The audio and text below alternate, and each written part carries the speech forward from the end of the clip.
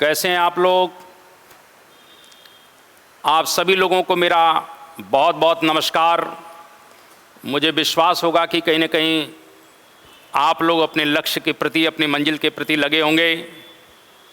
आज मैं कॉन्स्टिट्यूशन में कुल मिला के एक टॉपिक को लेकर आ रहा हूं और मेरा मानना है कि जो टॉपिक है वो कहीं न कहीं भारतीय कॉन्स्टिट्यूशन का, भारतीय संविधान का बैकबोन है, रीढ़ है। और आप लोग मेरे बोर्ड पर देख रहे हैं कि कुल मिला के कहने कि मैं फंडामेंटल्स राइट्स की बात कर रहा हूं, जिसको हम मौलिक अधिकार कह सकते हैं कि मौलिक अधिकारों की बात मैं कर रहा हूं। और स्वाभाविक रूप से ये बात आप लोग बहुत अच्छी तरह से जानते हैं कि अगर संविधान में हमें मौलिक अधिकार नहीं मिले होते, फंडामेंटल राइट्स नहीं मिले होते, तो शायद हिंदुस्तान की कुल मिला के कहीं न कहीं जो लोग हैं, विशेष रूप से जो पिछड़े तबके के लोग हैं, उपेक्षित हैं, वंचित हैं, आदिवासी हैं, शोषित हैं, उनकी क्या दशा हुई होती। यानी संविधान ने आपको कुल मिला के कहीं न कहीं सम्मान से जीने का अधिकार दिया है। और मेरा संविधान तो इतना खूबसूरत है कि वो जियो और जीने दो की नीति पर विश्वास रखता है। तो आज मैं कुल मिला के कहने के निश्चित रूप से इस मौलिक अधिकार, फंडामेंटल राइट्स के ऊपर बात करने जा रहा हूं। और भारतीय संविधान में जो फंडामेंटल्स राइट्स हैं वो भाग 3 में है और भाग 3 में कुल मिला के अनुच्छेद 12 से लेकर कुल मिला के अनुच्छेद 35 तक कुल मिला के इन मौलिक अधिकारों की बात है। अनुच्छेद 14 से नहीं है मौलिक अधिकार, अनुच्छेद 12 से हैं। और मैं एक एक आर्टिकल के ऊपर कहीं न कहीं अलग से चर्चा करूंगा। तो मैंने अभी क्या कहा कि कुल मिला के भारतीय संविधान का जो बैकबोन है मौलिक अधिकार, जिसको भाग 3 में, संविधान के भाग 3 में अनुच्छेद 12 से लेकर 35 तक कुल मिला के इन मौलिक अधिकारों की चर्चा की गई है। और इनका इतना महत्व है भारत के संविधान में कि इनको भारतीय संविधान का मैग्ना कार्टा तक कहा गया। इनको भारतीय संविधान का मैग्ना कार्टा, जरा बड़ी इंपॉर्टेंट बात है, मैग्ना कार्टा तक कह दिया गया। आप कहोगे सर ये मैग्ना कार्टा क्या है? थोड़ा सा मैं आपको यहां पर एक बात कहना चाहता हूं कि कहने की निश्चित रूप से अगर इस विषय को लेकर अगर बात करें तो 2 चीजें हैं। एक तो मैंने क्या कहा कि अभी मैं मौलिक अधिकार की बात कर रहा था और एक है मानव अधिकार। ये मानव अधिकार और मौलिक अधिकार अलग हैं। मानव अधिकार का मतलब यह है कि मानव होने के नाते जन्म से ही वो आपको प्राप्त है। और मानव अधिकार किसी भी देश की सीमाओं से या किसी भी संविधान से बंधे हुए नहीं हैं। ह्यूमन राइट्स ये कहीं ना कहीं आपको जन्मजात प्राप्त हो जाते हैं।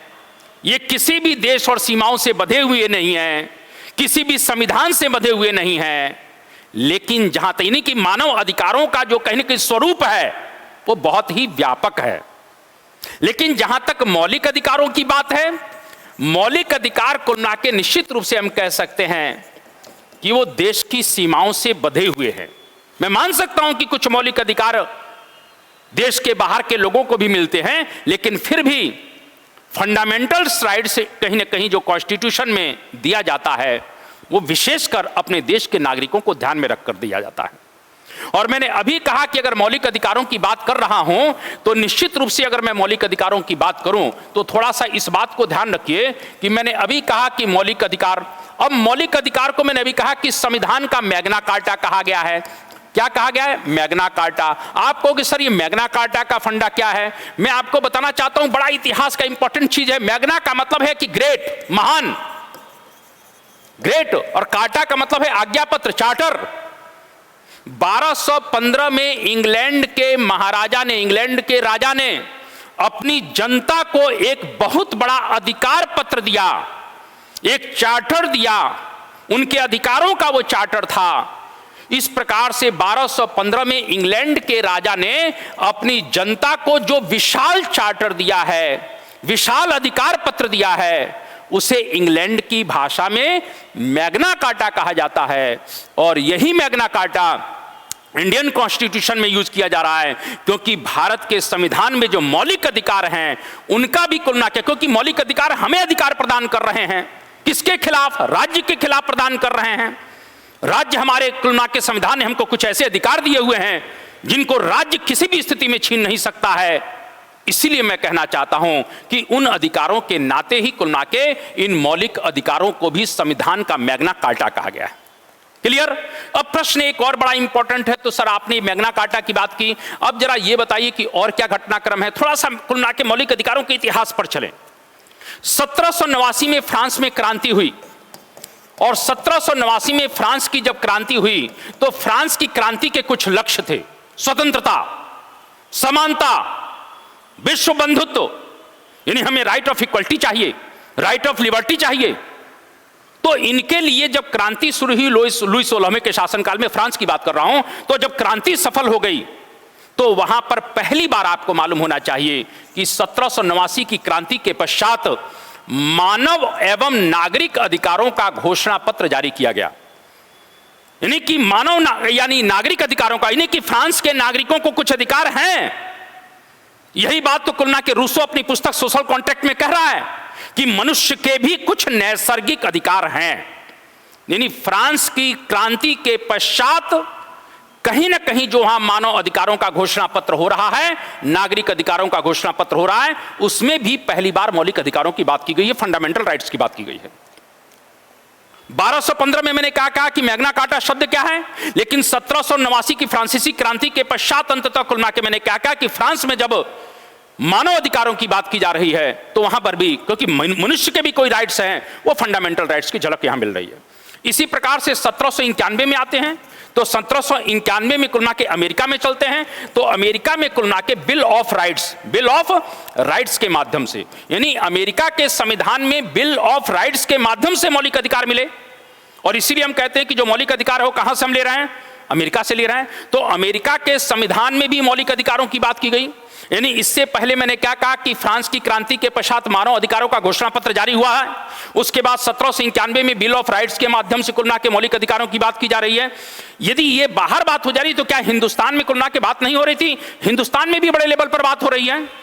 और हिंदुस्तान में अगर मौलिक अधिकारों की बात हो रही है तो मैं थोड़ा सा आपको लेकर चलना चाहता हूं कि कहीं ना कहीं एनी बेसेंट ने इस बात को कुल मिला के 1925 में उठा दिया। एनी बेसेंट ने 1925 में कुल मिला के कहीं कि उठाया इस बात को, थोड़ा ध्यान रखिएगा। एनी बेसेंट कुल मिला के 1925 में इस प्रकार से मानव अधिकारों की बात कर रही हैं, मौलिक अधिकारों की बात कर रही हैं। 1928 में जब नेहरू रिपोर्ट आई, 1928 में जब नेहरू रिपोर्ट आई तो नेहरू रिपोर्ट में भी कुल मिला के कहीं की मौलिक अधिकारों की बात है। यानी भारत में भी धीरे धीरे मौलिक अधिकारों के प्रति लोग सजग हैं। हमारे जो राष्ट्रीय आंदोलन के नेता वो किसी न किसी रूप से फंडामेंटल राइट्स की बात कर रहे हैं कि भाई अंग्रेजों से कहा कि हमें भी कुछ अधिकार मिलना चाहिए। इसीलिए एनी बेसेंट 1925 में मौलिक अधिकारों की बात उठा रही हैं। 1928 में नेहरू रिपोर्ट में कुल मिला के कहने की मोतीलाल नेहरू की जो नेहरू रिपोर्ट है उसमें भी फंडामेंटल राइट्स की बात की गई। और सबसे बड़ी बात है 1931 का जो कराची अधिवेशन होता है, कांग्रेस का कराची अधिवेशन, और इस कांग्रेस के कराची अधिवेशन में जिसकी अध्यक्षता सरदार वल्लभ भाई पटेल कर रहे हैं, और यहां पर मौलिक अधिकारों की व्यापक रूप से आवाज उठाई गई। यानी कांग्रेस का वह सेशन जहां से मौलिक अधिकारों की आवाज शुरू होती है वो 1931 में कुल मिला के कहीं कहीं हो रही है कराची सेशन में, जिसकी अध्यक्षता वल्लभ भाई पटेल कर रहे हैं। यानी भारत में भी इस प्रकार से मौलिक अधिकारों के विषय में चर्चाएं शुरू हो गई। तो इस प्रकार से धीरे धीरे जब मौलिक अधिकारों की बातें शुरू होने लग गई तो मैं आपको थोड़ा सा इस विषय को लेकर बात करना चाहता हूं कि जब भारत के संविधान सभा का गठन हुआ, और संविधान सभा का गठन हुआ तो निश्चित रूप से जो संविधान सभा में बैठने वाले हमारे कुल मिला के बड़े लर्नेड और विद्वत लोग जो बैठे थे, जो संविधान का निर्माण कर रहे हैं, उनके भी दिमाग में यह बात चल रही है कि भारत के संविधान में कुछ ऐसे लोगों को अधिकार मिलना चाहिए जिससे भविष्य में राज्य अगर कोई गलत नीतियां लाता है तो कहीं ना कहीं निश्चित रूप से वह जो है व्यक्ति उस संस्था के खिलाफ, उस राज्य के खिलाफ न्यायालय में जा सकता है। आपको मालूम होना चाहिए कि कहीं ना कहीं निश्चित रूप से इसीलिए न्यायालय को, यानी कि हाई कोर्ट, सुप्रीम कोर्ट को मौलिक अधिकारों का सजग प्रहरी तक कह दिया गया। और इसी संदर्भ में मैंने अभी कहा कि मैं आज जो है फंडामेंटल राइट्स लेकर आ रहा हूं, और फंडामेंटल राइट्स में कुल मिला के 12 से 35 तक की बात मैं करूंगा। स्वाभाविक रूप से थोड़ा सा मैं अगर इस विषय को बात करूं तो मैंने अभी कहा कि भाग 3 में कुल मिला के बड़ा जोर शोर से और बड़े व्यापक रूप से हमारे संविधान विशेषज्ञों ने इस मैग्ना कार्टा को, इस मौलिक अधिकारों को जो हमें और आपको मिले हुए हैं, जिनके बल पर कुल मिला के कहने की भारत का जो पिछड़ा तबका है, भारत का जो दलित तबका है, भारत का जो उपेक्षित तबका है, इन अधिकारों का प्रयोग करके कुल मिला के हिंदुस्तान के विकास की मुख्य धारा से जुड़ रहा है। इसीलिए इन कुल मिला के कहने के मौलिक अधिकारों का बहुत बड़ा महत्व है। और मैं थोड़ा सा, मैंने क्या कहा कि 12 से 35 तक की मैं बात करना चाह रहा हूं, तो मैं सीधे अनुच्छेद 12 पर आना चाहता हूं कि आर्टिकल 12 में क्या क्या बात की गई है। अगर अनुच्छेद 12 की बात करें तो सबसे पहले मैं 12 से बात अपनी शुरू करूंगा कि अनुच्छेद 12 में क्या की गई है। तो अनुच्छेद 12 की हम लोग बात करेंगे। सबसे पहले 12 और अनुच्छेद 12 में कुल मिला के कहने की राज्य शब्द की व्याख्या की गई है। राज्य शब्द की व्याख्या, थोड़ा ध्यान रखिएगा, किसकी व्याख्या की गई है? राज्य शब्द की व्याख्या की गई है। क्योंकि हमें यह बताया जाता है कि राज्य के खिलाफ हम जाएंगे, राज्य ऐसा नहीं कर सकता है, राज्य व्यक्तियों में भेदभाव नहीं करेगा, राज्य अवसर की समानता देगा। तो राज्य है क्या भाई? तो हमारे संविधान विशेषज्ञों ने अनुच्छेद 12 में उस राज्य शब्द की डेफिनेशन दी है, राज्य शब्द को परिभाषित किया है कि राज्य किसको कहेंगे। तो राज्य शब्द में जो पहला आता है कुल मिला के, आप ध्यान रखिए कि भारत सरकार और उसकी संसद, यानी भारत सरकार और संसद, ये दोनों कुल मिला के क्या हैं? ये राज्य हैं। तो भारत सरकार और संसद को राज्य माना गया है। यानी भारत सरकार और संसद कोई ऐसा कानून अगर बनाती है तो स्वाभाविक रूप से व्यक्ति कुल मिला के उसके खिलाफ आवाज उठा सकता है। इसी प्रकार से राज्य शब्द की परिभाषा में दूसरा क्या है कि जितनी भी राज्य सरकारें हैं, यानी प्रांतीय सरकारें जो हैं, वो राज्य सरकारें और उनके विधानमंडल, यानी राज्य सरकारें और उनके विधानमंडल भी कुल मिला के राज्य की परिभाषा में आते हैं। यानी राज्य भारत सरकार को माना गया, उसकी संसद को माना गया है, राज्य की सरकारों को माना गया। जैसे हमारी 28 स्टेट हैं तो 28 राज्य सरकारें और उनके जो विधानमंडल हैं, इस विधानमंडल में दोनों शामिल होंगे। यानी जहां जहां विधानसभा और विधान परिषद होगी उनको विधानमंडल कहते हैं। जो जहां पर दो सदनीय हैं, ये सब कुल मिला के कहने के राज्य के अंतर्गत आएंगे। तीसरी परिभाषा में क्या है? जितने भी स्थानीय निकाय हैं, जितने भी स्थानीय कुल मिला के कहीं कह सकते हैं कि निकाय कह दीजिए, या कुल मिला के कोई ऐसा व्यक्ति जो आदेश अधिसूचना जारी से कर सकता है, तो स्थानीय निकायों में कौन से होंगे? तो आप जानते हो नगर निगम आ सकता है, तो नगर निगम स्थानीय निकाय में है। नगर पालिकाएं कुल मिला के स्थानीय निकाय में है, तो नगर स्थानीय निकाय में क्या कहेगा? नगर निगम आएगा, नगर पालिकाएं आएंगी, डिस्ट्रिक्ट बोर्ड आएंगे, ग्राम पंचायतें आएंगी, क्योंकि इनको भी आदेश अधिसूचना कानून बनाने का अधिकार है। तो इस प्रकार से राज्य शब्द में भारत सरकार और संसद, इसी प्रकार से राज्य सरकारें, उनकी विधानमंडल, स्थानीय जितने भी प्राधिकरण हैं, कुल मिला के स्थानीय निकाय हैं, उसमें कुल मिला के नगर निगम, नगर पालिका, डिस्ट्रिक्ट बोर्ड, ग्राम पंचायतें। और चौथा क्या है जो सबसे इंपॉर्टेंट बात है? चौथा कुल मिला के कहीं कहीं वो प्राधिकृत, यानी कि वो कुल मिला के कहीं कहीं निश्चित रूप से वो संस्थाएं जिनका निर्माण कहीं ना कहीं राज्य ने कर रखा है, जिनका निर्माण सरकार ने कर रखा है, वो इंस्टीट्यूशन जो कहीं ना कहीं राज्य द्वारा स्थापित किए गए हैं या कुल मिला के राज्य से प्रत्यक्ष या अप्रत्यक्ष रूप से सहयोग ले रहे हैं, यानी वो संस्थाएं जिनका निर्माण राज्य ने या जिनकी स्थापना राज्य ने किया है, राज्य मतलब सरकारों ने किया है, या जो सरकारों से प्रत्यक्ष या अप्रत्यक्ष रूप से सहयोग ले रहे हैं, उनको भी राज्य के दायरे में माना जाएगा। तो ऐसे कौन कौन से हैं? जैसे मानकर चलिए आपसे पूछा जा सकता है तो LIC ये राज्य माना जाएगा, ONGC ये राज्य माना जाएगा, गेल राज्य माना जाएगा, भेल राज्य माना जाएगा, सेल राज्य माना जाएगा, जितनी भी यूनिवर्सिटी हैं राज्य माना जाएगा, UPSC राज्य माना जाएगा। मैंने अभी कहा कि वो सभी संस्थाएं जो कहीं ना कहीं राज्य सरकारों के द्वारा, जो सरकारों के द्वारा, केंद्र सरकार या राज्य सरकारों के द्वारा स्थापित की गई हैं, या जो सरकारों से प्रत्यक्ष या अप्रत्यक्ष रूप से लाभ ले रही हैं, उनको भी राज्य कुल मिला के माना जाएगा। और इसीलिए मैंने कहा LIC, ONGC, गेल, भेल, सेल, UPSC, BCCI, ये सब कुल मिला के राज्य हैं। यानी पहली बार कुल मिला के, पहले तो हम ये बात समझें, हमारे संविधान विशेषज्ञों ने कितने तरीके से पहले बताया कि राज्य क्या है, फिर बताएंगे विधि क्या है, तब ना आएगी समानता की बात, तब ना आएगी स्वतंत्रता की बात। पहले राज्य नहीं मालूम है कि किसके खिलाफ हमको आवाज उठाना है, यानी कि इस प्रकार से अनुच्छेद 12 में स्पष्ट कर दिया गया है कि भारत सरकार या उसकी संसद, राज्य सरकारें या उसके विधानमंडल, जितने भी स्थानीय निकाय हैं, चाहे कुल मिला के कहीं कहीं नगर पालिका, नगर निगम, डिस्ट्रिक्ट बोर्ड, ग्राम पंचायतें, या जो भी वो संस्थाएं जो कुल मिला के सरकारों के द्वारा बनाई गई हैं या सरकारों से सहयोग ले रही हैं, चाहे वो ONGC हो, BCCI हो, IOCL हो, BPCL हो, यूनिवर्सिटियां हो, UPSC हो, इन सबको भी राज्य का दर्जा दिया है। यानी राज्य किसी भी तरह से अपने नागरिकों से भेदभाव नहीं करेगा। इसका मतलब ये सब किसी भी तरह से कोई भेदभाव नहीं करेंगे। तो इस तरह से हम लोगों ने कुल मिला के इस 4 पॉइंट में समझा कि राज्य है क्या। कौन से अनुच्छेद में? अनुच्छेद 12 में। तो पहले तो 12 हमने क्लियर कर लिया। अब हम थोड़ा आगे बात करना चाहते हैं।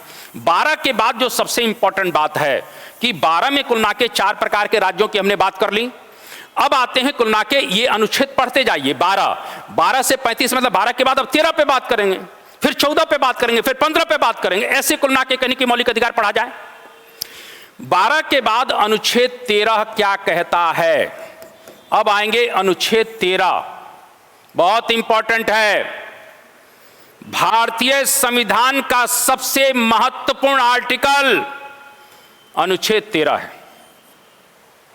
सबसे महत्वपूर्ण आर्टिकल है, सबसे महत्वपूर्ण अनुच्छेद है, जो कहीं ना कहीं कार्यपालिका पर न्यायपालिका के द्वारा लगाम लगाने का काम करता है। अनुच्छेद 13 में स्पष्ट रूप से कहा गया है, क्या कहा गया है? यदि कुल मिला के संसद कोई भी कानून बनाती है, कोई भी विधि बनाती है, और वह विधि अगर मौलिक अधिकारों का हनन करती है, मौलिक अधिकारों से असंगत है, या संविधान के आधारभूत ढांचे का कुल मिला के कहीं उल्लंघन करती है, तो न्यायपालिका उस विधि का जुडिशियल रिव्यू यानी न्यायिक पुनरावलोकन करेगा। यानी अनुच्छेद 13 के द्वारा सरकारें, संसद जो भी विधि बनाती हैं, और वह विधि यदि किसी के मौलिक अधिकारों का हनन कर रहा है, यदि वह विधि संविधान के बेसिक स्ट्रक्चर को कुल मिला के प्रभावित कर रही है, तो न्यायिक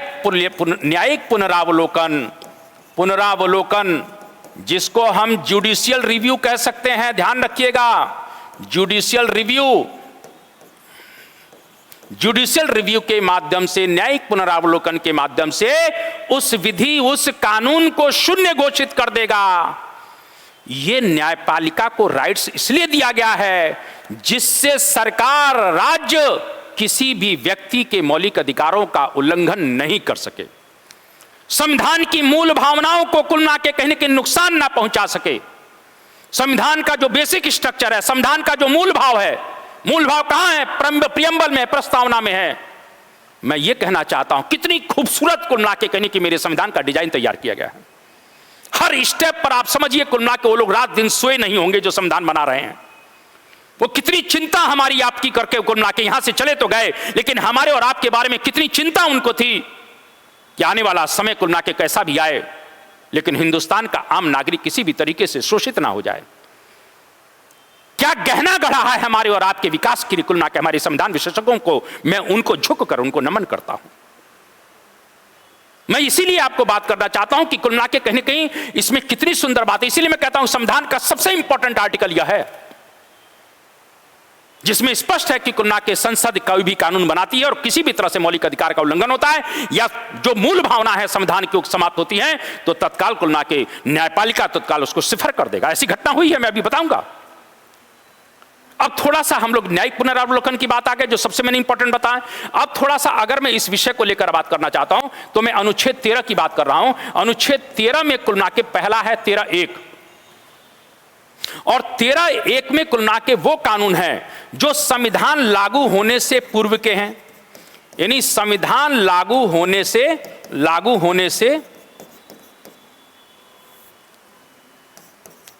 होने से पूर्व के कानून। और दूसरा कुल मिला के 13(2) में क्या है? संविधान लागू होने के बाद कानून, संविधान लागू होने के बाद। अब जरा समझिएगा, संविधान लागू होने के बाद यानी कि 13(1) में वो प्रोविजन है कि वो कानून, वो नियम जो संविधान लागू होने से पहले के हैं, प्री कॉन्स्टिट्यूशनल लॉ। तो प्री कॉन्स्टिट्यूशनल लॉ अगर आता है कि कुल मिला के आपके एग्जाम में, तो कहां लिखा है? तो आप कहोगे 13(1) में क्या है? पोस्ट कॉन्स्टिट्यूशनल लॉ यानी संविधान लागू होने के बाद जो लॉ बने हैं, जो कानून बने हैं, वो 13(2) में है। तो क्या 13(1) और 13(2) बिल्कुल 13(1) और 13(2) में जो भी कानून है, चाहे संविधान के लागू होने से पहले हो, चाहे संविधान से लागू होने के बाद हो, अगर ये दोनों कानून भी कुल मिला के आपके मौलिक अधिकारों का हनन करेंगे या भविष्य में चलकर कोई कुल मिला के कहीं के संविधान की मूल भावना को प्रभावित करेंगे, तो उनको भी न्यायालय न्यायिक पुनरावलोकन के तहत उनको शून्य घोषित कर देगा, उनको सिफर कर देगा। यह आप अच्छी तरह से ध्यान रखिएगा। आपको मालूम होना चाहिए कि संविधान लागू होने से पूर्व कुल मिला के भारत में कुल मिला के कानून चल रहा था 3 तलाक। भाई कुल मिला के संविधान में तो 3 तलाक लाया कि नहीं, कि संविधान लागू होने से पहले ही 3 तलाक था। 13(1) में था 3 तलाक। सुप्रीम कोर्ट ने कहा नहीं, ये 3 तलाक तो गड़बड़ है, बहुत से महिलाओं का कुल मिला के मौलिक अधिकारों का हनन कर रहा है। आप इस बात को समझिए, 3 तलाक को तत्काल चटका दिया गया। यानी संविधान लागू होने से पहले भी अगर कोई कानून है वो किसी की मूल भावना को प्रभावित कर रहा है, किसी के अधिकारों को प्रभावित कर रहा है, तो कुल मिला के न्यायालय तत्काल उसको संज्ञान में लेगा। और न्यायालय को अगर लगता है कि नहीं, निश्चित रूप से यह कानून निश्चित रूप से चाहे पहले का ही क्यों ना हो, किसी के मौलिक अधिकार को कहीं ना कहीं हनन करता है, तो तत्काल उसको सिफर किया जाएगा। जैसा कि मैंने कहा कि 3 तलाक का मामला भी इसी संदर्भ में संविधान लागू होने के पूर्व की घटना है। न्यायालय ने तत्काल कुल मिला के जुडिशियल रिव्यू किया और तत्काल उसको उड़ा दिया। क्लियर? तो इस प्रकार से 13(1) में क्या है? संविधान लागू होने से पूर्व की घटना है, और 13(2) में क्या है? संविधान लागू होने के बाद की घटना है, सॉरी बाद के कानून है, सॉरी कानून है। अब थोड़ा सा इस बात को समझे कि मैंने अभी क्या कहा। 13 में कुल मिला के जुडिशियल रिव्यू की बात आई, 13(1) में ये बात आई, 13(2) में ये बात आई। अब जरा 13(3) में चलें। 13(3) में क्या हो रहा है? अनुच्छेद 13(3) में अगर बात करते हैं तो 13(3) में क्या है? विधि की परिभाषा है। 13(3) में विधि की परिभाषा, यानी विधि में क्या क्या शामिल है, विधि की परिभाषा है 13(3) में। बड़ी इंपॉर्टेंट बात है। 13(3) में विधि की परिभाषा, तो विधि शब्द में क्या क्या आएगा? पहला, यानी भारत सरकार और राज्य सरकारों के द्वारा, भारत सरकार और राज्य सरकारों के द्वारा बनाई गई विधि, यानी भारत सरकार और राज्य सरकारें जो विधि बनाएंगी वो विधि शब्द की परिभाषा में आएगी, पहली बात। दूसरा क्या आएगा? जितने भी अध्यादेश, अध्यादेश आप जानते हो कुल मिला के कहीं ना कहीं राज्यों में राज्यपाल और केंद्र में राष्ट्रपति, जब संसद का सत्र नहीं चल रहा हो, और मैं आगे इस पर बात करूंगा, और किसी कानून की बहुत ज्यादा सख्त आवश्यकता है, तो अध्यादेश कुल मिला के राष्ट्रपति महोदय लाते हैं। तो इस प्रकार से अध्यादेश। तीसरा क्या है? कोई भी सरकारी नियम कानून, यानी सरकार ने कुल मिला के कोई कानून बना दिया है, कोई नियम बना दिया है, तो कोई भी सरकारी नियम कानून ये भी कुल मिला के कहीं की विधि शब्द की परिभाषा में आता है। मान लीजिए सरकार ने कोई नियम, जैसे दिल्ली में केजरीवाल सरकार ने बना दिया था, पॉल्यूशन बढ़ रहा था तो OD1 का बना दिया था, कारों का OD1। तो इस प्रकार से सरकार अगर समय समय पर कोई कानून बना देती है और कुल मिला के उससे भी कुल मिला के कोई प्रभावित होता है, तो वो भी मौलिक अधिकारों का हनन माना जाएगा, जुडिशियल रिव्यू में आ जाएगा। क्योंकि जहां जहां विधि शब्द परिभाषित होगा, जहां जहां विधि शब्द आएगा, वो जुडिशियल रिव्यू से बच नहीं पाएगा, ध्यान रख लेना। इसीलिए मैंने कहा कि विधि शब्द की परिभाषा में क्या है? भारत सरकार राज्य सरकारों के द्वारा बनाए गए कानून या विधि। अध्यादेश, सरकार के जो भी कानूनी नियम है जो समय समय पर बनाते रहते हैं। पांचवा, कोई भी नोटिफिकेशन या अधिसूचना, कोई भी नोटिफिकेशन या अधिसूचना। पांचवा, कोई भी पहले से प्रचलित रूढ़ी या प्रथा, जैसा ट्रिपल तलाक एक रूढ़ी प्रथा ही थी, चली आ रही थी, न्यायालय को लगा उड़ा दिया। कल समझ गए मेरी बात? तो कुल मिला के राज्य सरकार, ये विधि शब्द की परिभाषा 13(3) में है।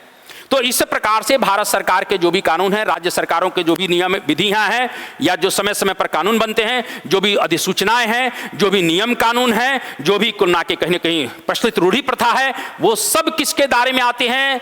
वो विधि शब्द की परिभाषा में आते हैं। मैंने अभी क्या कहा, जरा पीछे चलिए, कि विधि शब्द अनुच्छेद 13 में कुल मिला के सबसे इंपॉर्टेंट, यहां पर कुल मिला के न्यायपालिका को क्या अधिकार है? न्यायिक पुनरावलोकन, जुडिशियल रिव्यू का राइट्स है। जुडिशियल रिव्यू कैसे होगा? अगर विधि शब्द कोई भी कुल मिला के कानून बनता है और उससे किसी के फंडामेंटल राइट्स प्रभावित होते हैं या संविधान की मूल भावनाएं प्रभावित होती हैं, तो न्यायालय तत्काल उसको सिफर घोषित कर देगा। यह न्यायिक पुनरावलोकन है, इस पर मैं आगे बताऊंगा। और इस प्रकार से न्यायिक पुनरावलोकन, तो मैंने कहा 13(1) में संविधान लागू होने से पूर्व का कानून, 13(2) में संविधान लागू होने के बाद का कानून, 13(3) में विधि की परिभाषा, 13(3) में विधि की परिभाषा, यानी विधि की परिभाषा के अंतर्गत क्या क्या चीजें आएंगी पूछा जाएगा। और कुल मिला के अब थोड़ा सा मैं और आगे आपको लेकर जाना चाहता हूं, जो सबसे इंपॉर्टेंट है, और सबसे इंपॉर्टेंट और क्या है यह जानना जरूरी है। तो कहीं ना कहीं सबसे इंपॉर्टेंट यह है कि प्रश्न वो आपसे एक पूछेगा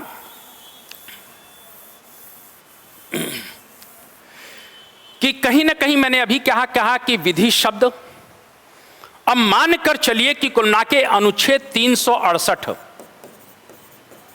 के तहत संविधान संशोधन के पश्चात, संविधान संशोधन के पश्चात जो विधि बनेगी, जो कानून बनेगा, क्या वह विधि के दायरे में आएगा? यह बड़ी इंपॉर्टेंट बात है, थोड़ा ध्यान रखिएगा। यानी कहीं ना कहीं प्रश्न पूछा जा सकता है कि अनुच्छेद 368 के तहत जो संविधान संशोधन होते हैं, मैं भी संविधान संशोधन बताऊंगा, तो जो संविधान संशोधन हो रहे हैं, उन संविधान संशोधनों के द्वारा जो विधि बन रही है वो क्या विधि के दायरे में है? क्योंकि कुल मिला के आपको मालूम होना चाहिए, जो विधि के दायरे में आएगा, जिसको विधि माना जाएगा, अनुच्छेद 13 के तहत उसी का जुडिशियल रिव्यू हो सकता है, अन्य का जुडिशियल रिव्यू नहीं हो सकता है। तो प्रश्न उठ रहा है कि अनुच्छेद 368 के संविधान संशोधन के तहत जो कानून है, क्या वो विधि के दायरे में आते हैं? यहां पर विवाद अब शुरू हो गया, और यह हमारे लिए जानना बहुत जरूरी है। इस तरह का मामला सबसे पहले भारत के इतिहास में आया 1951 में, कि अनुच्छेद 368 के तहत जो संविधान संशोधन हो रहा है, क्या वह विधि के दायरे में आता है कि नहीं आता है। ऐसा पहला विवाद जो है 1951 में आया, और 1951 में कुल मिला के शंकरी प्रसाद बनाम भारत सरकार, बनाम भारत सरकार के मामले में आया। जरा ध्यान रखिएगा, ये सब मामले पढ़ लीजिएगा। शंकरी प्रसाद बनाम भारत सरकार के मामले में कुल मिला के 1951 में आया। शंकरी प्रसाद बिहार के एक जमींदार थे, मैं इनकी कहानी आगे सुनाऊंगा। प्रश्न में यह बताना चाहता हूं कि अनुच्छेद 368 के तहत जो संविधान संशोधन हो रहा है, जो विधि बन रही है, क्या वो विधि के दायरे में है कि नहीं है। शंकरी प्रसाद बनाम भारत सरकार के मामले में सुप्रीम कोर्ट ने यह निर्णय दिया कि नहीं, संविधान संशोधन के पश्चात जो विधि बन रही है वो विधि शब्द यानी अनुच्छेद 13 के तहत जो विधि कुल मिला के परिभाषित है उसके दायरे में नहीं है।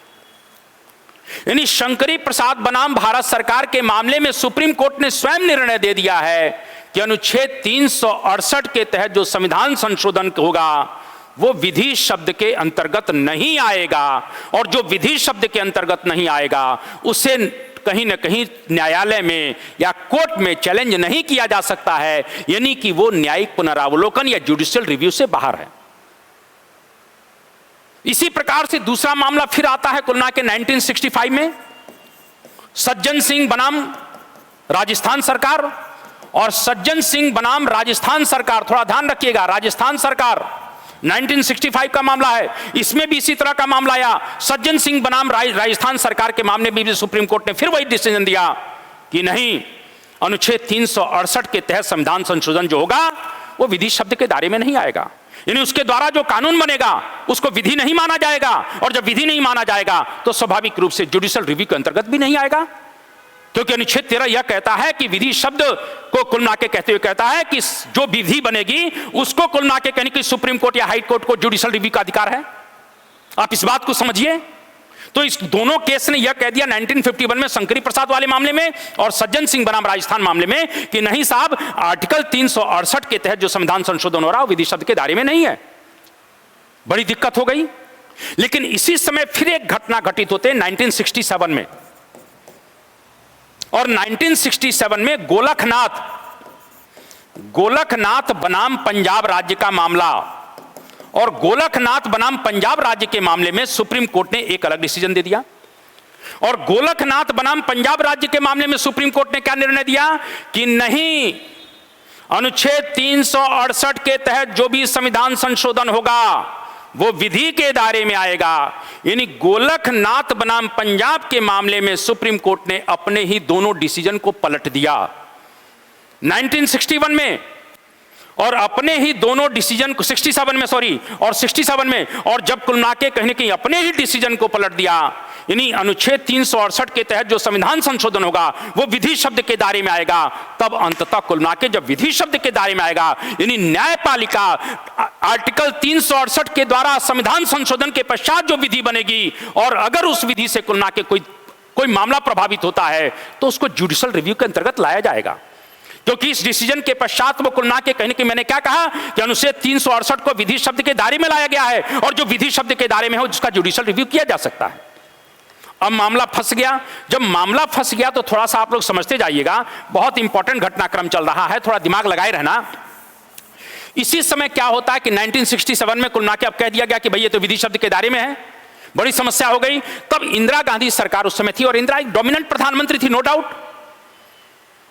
इंदिरा जी ये नहीं चाहती थी कि उनके ऊपर कोई शिकंजा कसे, इसीलिए आप देखिए ये जो इंदिरा का दशक है ना, ये न्यायपालिका और कार्यपालिका के बीच में संघर्ष का समय है।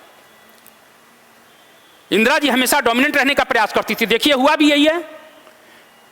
जब कुल मिला के संविधान के अनुच्छेद 368 को जुडिशियल रिव्यू में ला दिया गया गोलकनाथ के मामले में, तो इंदिरा जी ने तत्काल 24वां संविधान संशोधन कर दिया, और 24वां संविधान संशोधन 1971, 24वां संविधान संशोधन 91 के द्वारा अनुच्छेद 13 में 13(4) नामक एक अलग से आर्टिकल जोड़ा गया।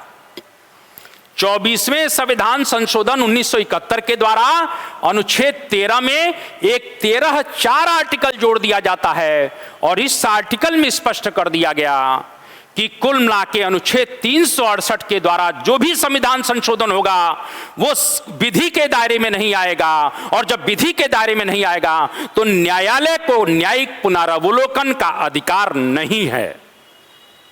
ये संसद ने कानून पारित कर दिया कि भाई आप कुल मिला के हम अनुच्छेद 368 के तहत जो संविधान संशोधन करके जो विधि बनाएंगे आप उसमें इंटरफियर ना करें, आप हस्तक्षेप ना करें, क्योंकि हमने कानून बना दिया है 24वां संविधान संशोधन 1971, और 1971 के कुल मिला के आर्टिकल 13(4) जोड़ दिया गया, और 13(4) में स्पष्ट रूप से कहा गया है, क्या कहा गया है कि कुल मिला के ये विधि शब्द के दायरे से बाहर है संविधान संशोधन, इसीलिए आप इंटरफियर नहीं करेंगे। 1971 में जैसे ही सरकार ने इस कदम को उठाया, न्यायपालिका के कान खड़े हो गए।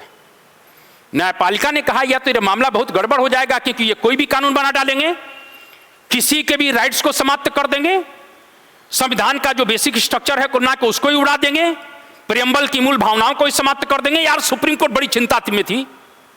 तो 1973 में आपको मालूम होना चाहिए केशवानंद केस आता है। केशवानंद बनाम केरल राज्य, बड़ा इंपॉर्टेंट है।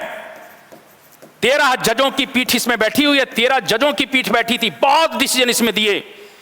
केशवानंद बाद में ही पहली बार कुल मिला के संविधान के बेसिक स्ट्रक्चर की बात की गई है, संविधान के आधारभूत ढांचे की बात की गई है इसी केशवानंद केस में, केशवानंद बनाम केरल राज्य में। इसको अलग से पढ़ाऊंगा 1973।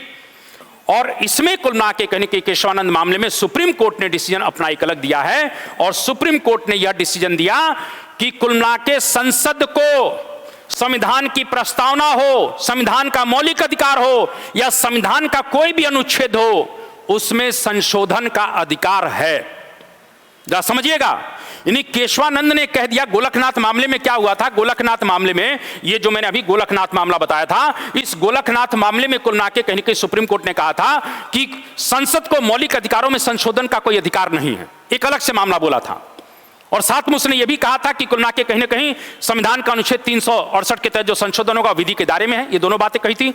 तो इसमें क्या होता है, जब केशवानंद बैठे तो केशवानंद मामले में सुप्रीम कोर्ट ने डिसीजन दिया कि नहीं, संसद मौलिक अधिकारों में भी संशोधन कर सकती है, प्रस्तावना में भी संशोधन, संविधान के पूरे भाग में कहीं पर भी चाहे संशोधन कर सकती है, लेकिन वह संशोधन संविधान के बेसिक स्ट्रक्चर को प्रभावित नहीं होना चाहिए। यानी संविधान का आधारभूत संरचना जो है, जो आधारभूत ढांचा है, यदि वह प्रभावित होगा तो वह जुडिशियल रिव्यू के तहत आ जाएगा, चाहे वो अनुच्छेद 368 के तहत किया गया संविधान संशोधन ही क्यों ना हो। केशवानंद में स्पष्ट कहा गया कि भाई आप संशोधन करिए, आप खुली छूट है, लेकिन संविधान की जो मूल भावना है, संविधान का जो आधारभूत ढांचा है, संविधान की जो संरचना है, जो बेसिक स्ट्रक्चर है, जिस पिलर के ऊपर इस इंडियन कॉन्स्टिट्यूशन का निर्माण होगा है, अगर वह प्रभावित होगा, चाहे वह आप संविधान संशोधन के द्वारा ही क्यों नहीं क्यों ला के विधि बना रहे हैं, किसी भी आधार पर अगर संविधान का बेसिक स्ट्रक्चर प्रभावित होगा तो तत्काल कुल मिला के कहीं ना कहीं उसको जुडिशियल रिव्यू के तहत लाया जाएगा। इसका मतलब क्या हुआ? इसका मतलब यह हुआ कि जो 24वां संविधान संशोधन के द्वारा इंदिरा जी कार्यपालिका को न्यायपालिका पर कुल मिला के वर्चस्व स्थापित करने का प्रयास कर रही थी, जिसमें उन्होंने कहा कि नहीं संविधान संशोधन हम करके कुछ भी कर सकते हैं, आप जुडिशियल रिव्यू नहीं कर पाएंगे, इसने लगाम लगा दिया। उसने कहा कि आप संशोधन करिए, मुझे कोई दिक्कत नहीं है, न्यायपालिका ने कहा, लेकिन अगर बेसिक स्ट्रक्चर प्रभावित होगा, चाहे वो संविधान संशोधन का ही मामला क्यों ना हो, तत्काल हम उसको खींच लेंगे और जुडिशियल रिव्यू में डालेंगे। अगर बेसिक स्ट्रक्चर को नुकसान करेगा तो तत्काल उसको उड़ा देंगे, और हुआ भी आगे, मैं अभी बताने वाला हूं। जब यह बात आ गई तो अंततः मामला और बिगड़ गया। इसी समय मैंने क्या प्रश्न हमारा क्या चल रहा है कि क्या संविधान संशोधन के द्वारा बने हुए कानून या विधि शब्द के दायरे में है? शंकरी प्रसाद मामले में कुल मिला के कहने की थोड़ा ध्यान रखिएगा, शंकरी प्रसाद मामले में कुल मिला के सुप्रीम कोर्ट ने कहा कि वो विधि के दायरे में नहीं है। सज्जन सिंह बनाम राजस्थान सरकार के मामले में भी कहा गया कि अनुच्छेद 368 के तहत बना हुआ कानून या विधि के दायरे में नहीं है। बहुत अच्छी बात है, लेकिन गोलकनाथ मामले में तत्काल सुप्रीम कोर्ट ने अपने दोनों निर्णयों को पलटते हुए कह दिया कि नहीं, यह विधि के दायरे में है, और जो विधि के दायरे में है अनुच्छेद 368 का संविधान संशोधन, तो डेफिनेटली कुल मिला के जुडिशियल रिव्यू में भी है। इसके बाद कुल मिला के तत्काल जो है इंदिरा जी के पेट में दर्द हुआ और उन्होंने तत्काल क्या कर दिया, 24वां संविधान संशोधन कर दिया 1971, और उसके द्वारा अंततः कुल मिला के कहीं कि निश्चित रूप से अनुच्छेद 13(4) जोड़ दिया, यानी आर्टिकल 13 में एक 13(4) पॉइंट जोड़ दिया, और उन्होंने कहा कि संविधान का संशोधन जो 368 है वो विधि शब्द के दायरे में नहीं आता है, और विधि शब्द के दायरे में नहीं आता इसलिए आप जुडिशियल रिव्यू कर ही नहीं सकते हैं। तब केशवानंद मामले में कुल मिला के स्पष्ट कह दिया गया कि नहीं, आपको संशोधन जो करना है करिए, लेकिन अगर कोई भी संशोधन किसी भी स्तर पर बेसिक स्ट्रक्चर को, संविधान की मूल भावनाओं को अगर प्रभावित करेगा तो उसको जुडिशियल रिव्यू में तो लिया जाएगा। और इसी समय कुल मिला के आपको बताना चाहता हूं कि थोड़ा सा अगर मैं आपको यहां पर लेकर बढ़ूं तो आपको मालूम होना चाहिए कि 2014 में 99वां संविधान संशोधन सरकार लेकर आई थी। 2014 में 99 अमेंडमेंट संविधान संशोधन हुआ था, जिसमें क्या था, हाई कोर्ट और सुप्रीम कोर्ट के जजों की नियुक्ति का प्रावधान था, राष्ट्रीय न्यायिक नियुक्ति आयोग बनाने का। इस संशोधन के द्वारा सरकार राष्ट्रीय न्यायिक नियुक्ति आयोग बना रही है, जिसके द्वारा वो हाई कोर्ट और सुप्रीम कोर्ट के जजों की नियुक्ति की गई। इस कुल मिला के संशोधन से द्वारा बने हुए कानून या इस संशोधन को सुप्रीम कोर्ट में चैलेंज किया गया, और सुप्रीम कोर्ट में जब चैलेंज किया गया तो सुप्रीम कोर्ट ने माना ये जो 99वां संविधान संशोधन है ये संविधान के बेसिक स्ट्रक्चर को प्रभावित करता है, आधारभूत संरचना को प्रभावित करता है, और अंततः आपको मालूम होना चाहिए भारत के इतिहास में पहली बार ऐसा हो रहा है कि पूरे के पूरे संशोधन को कुल मिला के कहीं ना कहीं सुप्रीम कोर्ट ने रिजेक्ट कर दिया।